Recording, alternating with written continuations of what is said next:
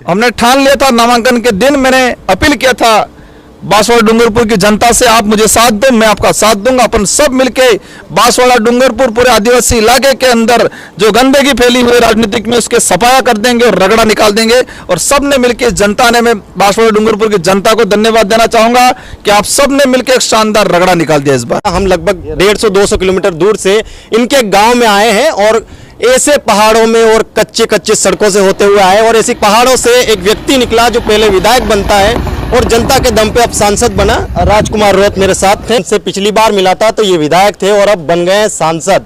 और विधायक के लिए तो इस्तीफा आप देना पड़ेगा, आप सांसद बन चुके हैं। तो 84 की जनता ने तो पहले आप पर भरोसा किया और विधायक बनाया, अब पूरे डूंगरपुर बांसवाड़ा ने आप पर भरोसा करके आपको सांसद भी बना दिया। तो पहली जो प्राथमिकता रहेगी 5 साल क्या कुछ बड़े काम होने वाले वो बताइए। धन्यवाद, आपके चैनल के माध्यम से, आपके चैनल से जुड़े हुए सारे फॉलोअर्स को मैं दिल से धन्यवाद देना चाहूंगा। उम्मीद करूंगा कि ये बाइट आप सब तक पहुंचे और आपके इस चैनल से प्रचार के दौरान, लोकसभा चुनाव के दौरान भी आप लोग मिले थे और आपके चैनल के माध्यम से मेरे आपके जितने जो फॉलोअर्स हैं उनको भी मैंने धन्यवाद दिया था, अपील भी की थी कि प्रत्यक्ष अप्रत्यक्ष सहयोग करें। तो आज मैं वापस दोबारा सांसद बनने के बाद सारे साथियों को धन्यवाद देना चाहूंगा। आपने दिल से प्रत्यक्ष अप्रत्यक्ष साथ सहयोग दिया और भारी बहुमत से मुझे जिताया, उसके लिए आप सबको तहे दिल से धन्यवाद। जोहार। 84 की जनता ने मुझे 4-5 महीने पहले विधायक बनाया था, भारी बहुमत से विधायक बनाया था और अभी मैं सांसद चुनाव लड़ा। पार्टी हाईकमान भारत आदिवासी पार्टी के पदाधिकारियों ने डिसाइड किया कि मुझे सांसद चुनाव लड़ना चाहिए और पार्टी का आदेश था, हमारी कमेटी का निर्देश था, सिलेक्शन प्रणाली में मेरा नाम आया तो मैं सांसद चुनाव लड़ा। तो बांसवाड़ा डूंगरपुर की जनता ने एक शानदार बहुमत से, बहुत शानदार प्रदर्शन रहा, पूरे देश में इसकी चर्चा रही और एक अच्छा एक मैंडेट दिया। उसके लिए मैं सारे साथियों को धन्यवाद देना चाहूंगा। आप सबको खूब खूब धन्यवाद, आभार, जय जोहार। 5 साल क्या क्या बड़े काम होने वाले हैं आपके क्षेत्र में? बिल्कुल जनता की उम्मीद है, बहुत कुछ उम्मीद है। मैंने खुद ने बहुत कुछ प्लान कर रखा है।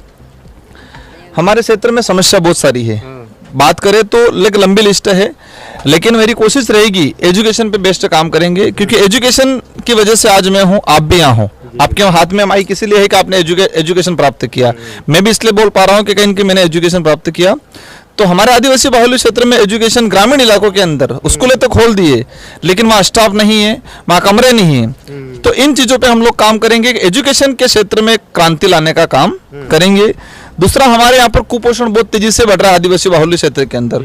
इस कुपोषण को दूर करने की पूरी कोशिश रहेगी मेरी। सेंट्रल गवर्नमेंट से अच्छी स्कीम लागू करे और सामाजिक मूवमेंट के माध्यम से भी इसको दूर करने की कोशिश रहेगी। कि मानगढ़ हत्याकांड हुआ, 1500 आदिवासी मारे गए, भक्ति आंदोलन होता था, बस इन 4 लाइनों में इस इतिहास को दबा दिया गया है। ये इतिहास सच्चाई को हम उजागर करने का काम करेंगे। मानगढ़ हत्याकांड जो हुआ था ये बिल प्रांत की स्थापना करने के लिए हुआ था। अंग्रेजी शासन व्यवस्था में ही बिल प्रदेश की डिमांड को लेके ये आंदोलन हुआ था। बिल राज कायम करना चाहते थे गोविंद गुरु महाराज। तो इसी चीज को आगे बढ़ाते हुए हमारे बिल प्रदेश की जो डिमांड है, उस बिल प्रदेश की डिमांड को हम तेजी से बढ़ाएंगे और अवश्य आने वाले समय में इस बिल प्रदेश की जो स्थापना 4 स्टेटों को मिलकर कराएंगे। इसके अलावा रिजर्वेशन पॉलिसी, यहाँ पर आरक्षण का जो प्रावधान है, संवैधानिक जो प्रावधान है, आज तक धरातल पर लागू नहीं हुआ है और उसको लेके अनेक संगठन बनते हैं, आंदोलन होते हैं, सरकार उस पे अलग अलग एलिगेशन लगाता है और आंदोलनों को, उन संगठनों को खत्म करता है। जो आदमी इस क्षेत्र के अंदर आरक्षण की, आदिवासी समाज की बात करता है, संवैधानिक अधिकार की बात करता है, उस पर ठप्पा लगा दिया जाता है। उग्रवादियों का, आतंकवादी, नक्सलाइट, ऐसे शब्द यूज करते हैं। तो मेरी प्राथमिकता रहेगी कि देश के सदन में जाके संवैधानिक जो प्रावधान है उस प्रावधान को धरातल पर लागू किया जाए, उसकी स्पष्ट व्याख्या की जाए कि शेड्यूल एरिया में क्या प्रावधान है, उसको कैसे लागू करें और हम लोग लागू कराने के लिए इम्प्लीमेंट करेंगे। आपको और आपके चैनल से जुड़े सारे दर्शकों से मैं निवेदन करना चाहूँगा, समय अभाव में आप ज़्यादा मैं भाई से चर्चा नहीं कर पा रहा हूँ। अवश्य आपके चैनल के माध्यम से मैं उम्मीद करूँगा मैं सच्ची बात बोलूँगा और यही सच्ची बात हर फॉलोअर्स तक जाएगी।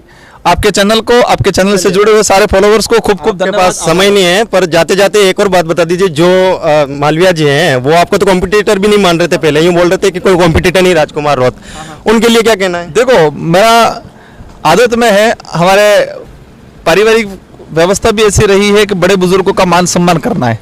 वो उम्र में से मेरे से काफ़ी बड़े हैं, मैं इनको लेके ज़्यादा कुछ नहीं कहना चाहूँगा, लेकिन उनको इतना बताना चाहूँगा उनके से जुड़े हुए लोगों को कि ये लोकतंत्र है, राजतंत्र नहीं। हम जनता के लिए हैं, जनता के द्वारा चुने जाते हैं और जनता के लिए होते हैं। जनता तय कर लेती है समय आने पे।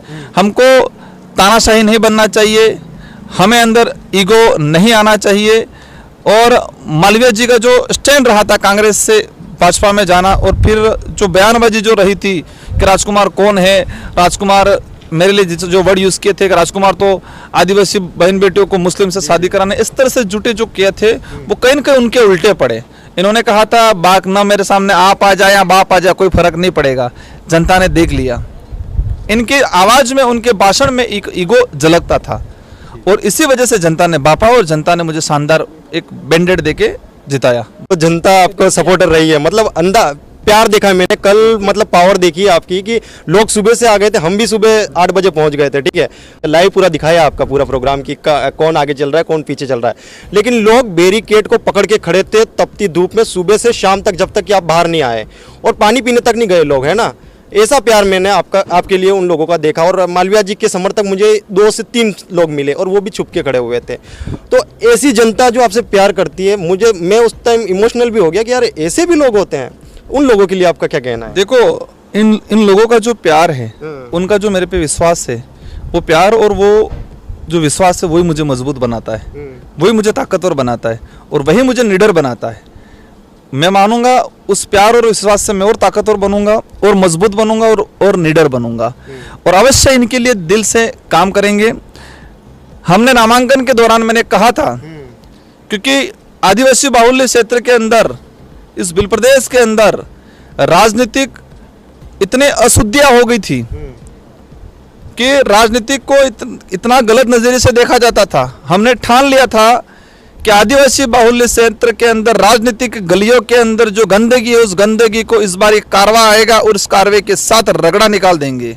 हमने ठान लिया था। नामांकन के दिन मैंने अपील किया था बांसवाड़ा डूंगरपुर की जनता से, आप मुझे साथ दो, मैं आपका साथ दूंगा। अपन सब मिलके बांसवाड़ा डूंगरपुर पूरे आदिवासी इलाके के अंदर जो गंदगी फैली हुई राजनीतिक में, उसके सफाया कर देंगे और रगड़ा निकाल देंगे। और सब ने मिलके, जनता ने, मैं बांसवाड़ा डूंगरपुर की जनता को धन्यवाद देना चाहूंगा कि आप सब ने मिलकर एक शानदार रगड़ा निकाल दिया इस बार। तो ये विधायक साहब थे पहले, अब तो सांसद साहब हो चुके हैं, और इन्होंने कहा कि रगड़ा निकाल दिया। देखिए इनके पास व्यस्तता बहुत है, फिर भी व्यस्तता के बीच में इन्होंने हमें समय दिया, और इनका यह कहना है कि जनता ने और इन्होंने मिलकर सहयोग से रगड़ा निकाल दिया है। तो इनके परिवार का भी इंटरव्यू करेंगे, और उनकी जो भावना है उनको जानने की भी कोशिश करेंगे।